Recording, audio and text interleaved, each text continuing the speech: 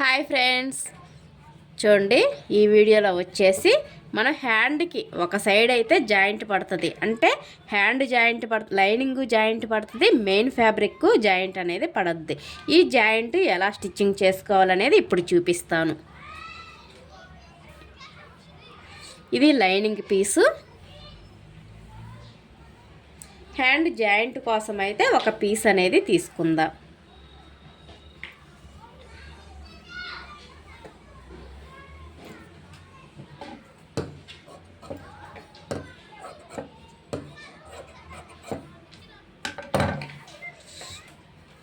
ఇదిగోండి,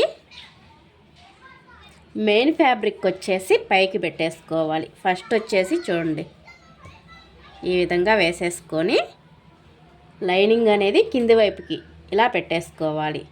తర్వాత వచ్చేసి లైనింగ్ మెయిన్ ఫ్యాబ్రిక్ వచ్చేసి పైన ఈ విధంగా మధ్యలోకి రావాలన్నమాట. ఈ హ్యాండ్ అనేది కింద లైనింగ్ ఉంది, తర్వాత వచ్చేసి హ్యాండ్ మెయిన్ అన్నమాట ఇది. తర్వాత దానిపైన వచ్చేసి మెయిన్ ఫ్యాబ్రిక్. ఈ మూడిటిని కలిపి ఒక కుట్టు అనేది కుట్టేసుకోవాలి. ఒక 1/2 ఇంచు ఖర్చులు ఉండేటట్టు కుట్టుకోవాలి, ఎందుకంటే మళ్ళీ పిగిలిపోద్ది అనమాట. మనం ఖచ్చితంగా ఒక 1/2 ఇంచు ఉండేటట్టు కుట్టేసుకోవాలి. ఇప్పుడు చూడండి ఈ విధంగా కింది క్లాత్ ఉంది చూడండి. ఇలా లోడింగ్ పద్ధతిలో అయితే ఈ ఖర్చు అనేది లోపలికి వెళ్ళిపోద్ది. ఇలా పై వైపున ఒక కుట్టు అనేది వేసుకోవాలి.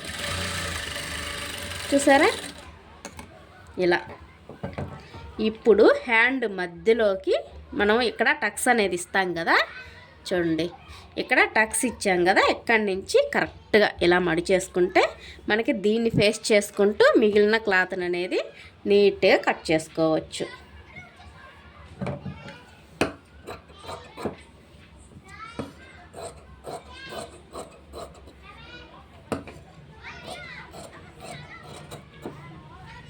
ఇక్కడ టక్స్ అనేది ఇచ్చేసేయాలి. ఇప్పుడు మనకి ఇక్కడ ఓపెన్ అయిపోయింది కదా, ఇది నీట్గా పైనే ఒక కుట్టు అనేది వేసుకోవాలి.